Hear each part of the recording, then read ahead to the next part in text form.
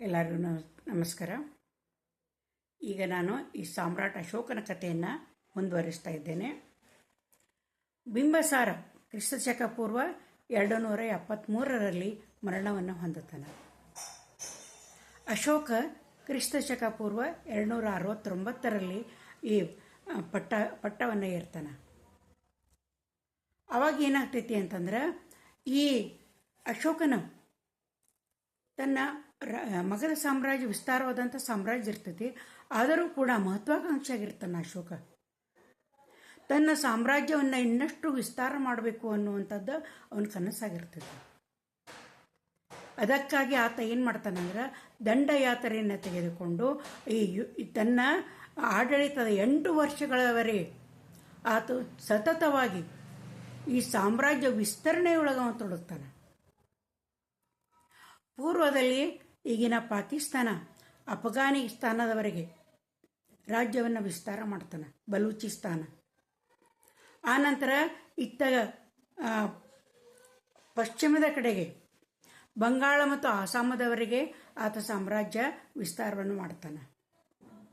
ಉತ್ತರದ ಕಡೆಗೆ ಪಾಮೇರ್, ದಕ್ಷಿಣದವರೆಗೆ ಮೈಸೂರುವರೆಗೆ ಆತನ ಸಾಮ್ರಾಜ್ಯವನ್ನು ವಿಸ್ತರಿಸ್ತಾನೆ. ಮೈಸೂರಿನ ಕೆಲವು ಭಾಗ, ಆನಂತರ ತಮಿಳುನಾಡಿನ ಸ್ವಲ್ಪ ಭಾಗ, ಕೇರಳದ ಸ್ವಲ್ಪ ಭಾಗ, ಇವಿಷ್ಟು ಅವನ ಆಡಳಿತಕ್ಕೆ ಒಳಪಟ್ಟಿರುವುದಿಲ್ಲ. ಬೇರೆ ರಾಜರ ಆಡಳಿತ ಇರ್ತೈತಲ್ಲೇ. ಇದೆಲ್ಲವನ್ನು ಆತ ವಿಸ್ತರಿಸ್ತಾನ. ವಿಸ್ತರಿಸಿದಾಗ ಏನಾಗ್ತೈತಿ ಅಂತಂದ್ರೆ, ಅವನ ಒಂದು ದೃಷ್ಟಿ ಪಕ್ಕದ ರಾಜ್ಯ ಕಳಿಂಗದ ಮೇಲೆ ಬೀಳ್ತೈತಿ. ಕಳಿಂಗ ಇದು ಈಗಿನ ಒರಿಸ್ಸಾ, ಸ್ವಲ್ಪ ಭಾಗ ಛತ್ತೀಸ್ಗಢ, ಸ್ವಲ್ಪ ಭಾಗ ಜಾರ್ಖಂಡ್, ಇವುಗಳನ್ನು ಒಳಗೊಂಡಂಥ ಪ್ರದೇಶ. ಕಳಿಂಗ ಇಲ್ಲಿವರೆಗೂ ಯಾವುದೇ ಒಂದು ರಾಜರ ದಾಳಿಗೆ ಅದು ಏನಾದರೂ ಮಣಿದಿರುವುದಿಲ್ಲ. ಬಹಳ ಜನ ಕಳಿಂಗದ ಮೇಲೆ ಯುದ್ಧವನ್ನು ಮಾಡಕ್ಕೆ ಹೋಗಿರ್ತಾರೆ, ಯಾರಿಗೂ ಜಯ ಸಿಕ್ಕಿರೋದಿಲ್ಲ. ಆ ಕಳಿಂಗವನ್ನು ವಶಪಡಿಸ್ಕೋಬೇಕು ಅಂತಂದೇಳಿ ಭಾಳ ಜನ ಎಲ್ಲ ಪ್ರಯತ್ನ ಮಾಡ್ತಿರ್ತಾರೆ. ಯಾಕೆ ಅಂತಂದ್ರೆ, ಕಳಿಂಗ ಅನ್ನುವಂಥದ್ದು ಇದು ನರ್ಮದಾ ನದಿ ಮತ್ತು ಮಹಾನದಿ ಇವುಗಳ ನಡುವಿನ ಪ್ರದೇಶವನ್ನು ಒಳಗೊಂಡಿರ್ತೈತಿ. ಅತ್ಯಂತ ಫಲವತ್ತಾದಂಥ ಭೂಮಿ ಇರ್ತೈತಿ ಅಲ್ಲಿ.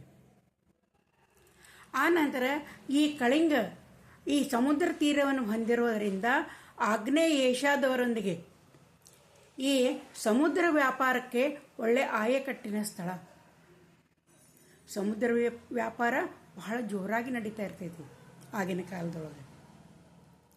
ಅಲ್ಲಿಯ ಜನ ಅತ್ಯಂತ ಕುಶಲಕರ್ಮಿಗಳಿದ್ದವರು ಅಲ್ಲಿರ್ತಾರೆ. ಅಲ್ಲದೆ ಸಂಪದ್ಭರಿತವಾದಂಥ ದೇಶ ಇರ್ತೈತಿ, ರಾಜ್ಯ ಇರ್ತೈತಿ. ಕಳಿಂಗ ದೇಶ ಬಹಳ ಸಂಪದ್ಭರಿತವಾಗಿರ್ತೈತಿ, ಪ್ರಾಕೃತಿಕವಾಗಿ ಮತ್ತು ರಾಜಕೀಯವಾಗಿಯೂ ಅದು ಬಹಳ ಪ್ರಬಲವಾಗಿರ್ತೈತಿ. ಅಲ್ಲಿರುವಂಥ ರಾಜ ಅನಂತ ಪದ್ಮನಾಭ, ಕೆಲವು ಕಡೆ ಬೇರೆ ಹೆಸರು ಕರೀತಾರೆ, ಕೆಲವು ಕಡೆ ಅನಂತ ಪದ್ಮನಾಭ ಅಂತ ಅಂದಾರ. ಅಲ್ಲಿ ಆ ಕಳಿಂಗದಲ್ಲಿ ಒಳ್ಳೆಯ ತರಬೇತಿಯನ್ನು ಹೊಂದಿರುವಂಥ ಸೈನ್ಯ ಇದ್ದದಿರ್ತದೆ. ಅವರು ಅಲ್ಲದೆ ಸ್ವತಂತ್ರ ಪ್ರಿಯರಾಗಿರ್ತಾರೆ. ಆ ಸೈನ್ಯ ಕಳಿಂಗ ದೇಶ ರಾಜ್ಯದೊಳಗೆ ಏನಂತಂದ್ರೆ, ಸ್ತ್ರೀಯರು ಕೂಡ ಈ ಯುದ್ಧದ ತರಬೇತಿಯನ್ನು ತಗೊಂಡಿರ್ತಾರೆ. ಸಮಯ ಬಿದ್ದರೆ ಸ್ತ್ರೀಯರು ಕೂಡ ರಣರಂಗಕ್ಕೆ ನುಗ್ಗುವಂಥ, ಯುದ್ಧ ಮಾಡುವಂಥ ಒಂದು ಕೌಶಲ್ಯವನ್ನು ಅವರೆಲ್ಲರೂ ಬೆಳೆಸ್ಕೊಂಡಿರ್ತಾರೆ. ಹೀಗಾಗಿ ಈ ಕಳಿಂಗದ ಮೇಲೆ ಬಹಳಷ್ಟು ಜನರ ಕಣ್ಣಿದ್ದದಿರ್ತೈತಿ. ಬಹಳ ಜನ ದಾಳಿಗೆ ಪ್ರಯತ್ನ ಮಾಡಿರ್ತಾರೆ, ಆದರೆ ಯಾರಿಗೂ ಒಲದಿರುವುದಿಲ್ಲ. ಸುಸಜ್ಜಿತವಾದಂಥ ಸೈನ್ಯ, ಒಳ್ಳೆಯ ತರಬೇತಿಯಾದಂಥ ಸೈನ್ಯ ಯಾರಿಗೂ ಮಣದಿರುವುದಿಲ್ಲ.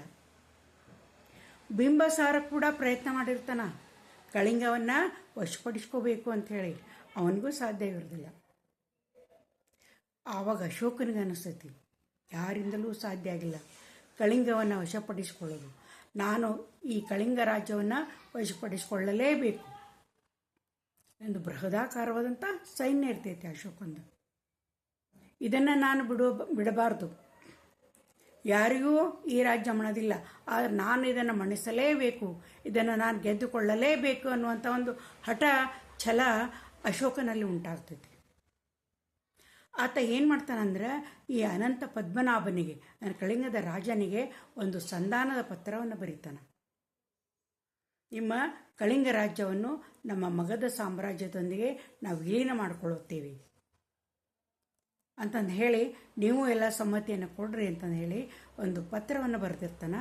ಆದರೆ ಆ ರಾಜ ಮತ್ತು ಅಲ್ಲಿರುವಂಥ ಎಲ್ಲ ಪ್ರಜೆಗಳು ಅದ ಸಂದೇಶವನ್ನು ತಿರಸ್ಕಾರ ಮಾಡಿಬಿಡ್ತಾರೆ. ಯಾಕಂದ್ರೆ ಸ್ವತಂತ್ರ ಪ್ರಿಯರಿರ್ತಾರೆ ಅವರು. ನಾವು ಯಾಕೆ ಇನ್ನೊಬ್ಬರಿಗೆ ಮಣಿಬೇಕು, ಇನ್ನೊಬ್ಬರ ಅಧೀನದೊಳಗೆ ನಾವು ಯಾಕೆ ಇರಬೇಕು ಅನ್ನುವಂಥದ್ದವರಲ್ಲಿ. ಹೀಗಾಗಿ ಅಶೋಕನಿಗೆ ಇನ್ನಷ್ಟು ಏನಂತಂದರೆ ಕಿಚ್ಚು ಇದು ಉಂಟಾಗ್ತೈತಿ, ಹೋರಾಟದ ಕಿಚ್ಚು. ಹೋರಾಟವನ್ನು ಮಾಡಿ ಆದರೂ ಇವರನ್ನು ಈ ರಾಜ್ಯವನ್ನು ನಾವು ವಶಪಡಿಸಿಕೊಳ್ಬೇಕು ಅಂತಂದು ಹೇಳಿ ತನ್ನ ಅಪಾರವಾದಂಥ ಸೈನ್ಯದೊಂದಿಗೆ ಅಶೋಕ ಕಳಿಂಗ ರಾಜ್ಯಕ್ಕೆ ಮುತ್ತಿಗೆಯನ್ನು ಹಾಕ್ತಾನೆ. ಕ್ರಿಸ್ತಶಕ ಪೂರ್ವ 261ರಲ್ಲಿ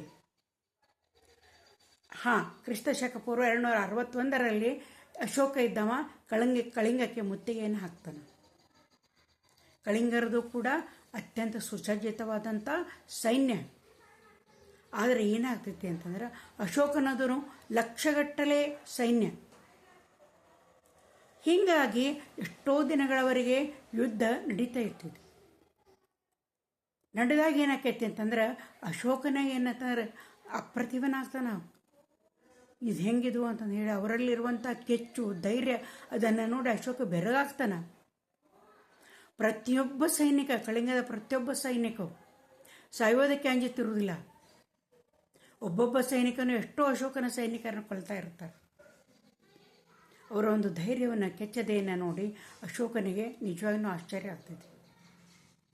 ಎಷ್ಟೊಂದು ಸ್ವತಂತ್ರ ಪ್ರಿಯರಿದ್ದಾರೆ ಇವರು, ಅದಕ್ಕೆ ಈ ರಾಜ್ಯ ಯಾರಿಗೂ ಮಣದಿಲ್ಲ ಅಂತಂದು ಹೇಳಾಗ್ತದೆ.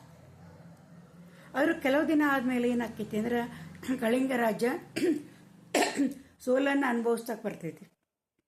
ಅನುಭವಿಸುವಂಥ ಪರಿಸ್ಥಿತಿ ಒಳಗೆ ಅಲ್ಲಿಯರ ಸ್ತ್ರೀಯರು ಏನಂತಾರೆ ರಣರಂಗಕ್ಕೆ ನುಗ್ಗುತ್ತಾರೆ.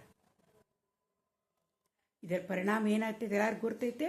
ಅದನ್ನ ನಾನು ಮುಂದಿನ ಒಂದು ಎಪಿಸೋಡಲ್ಲಿ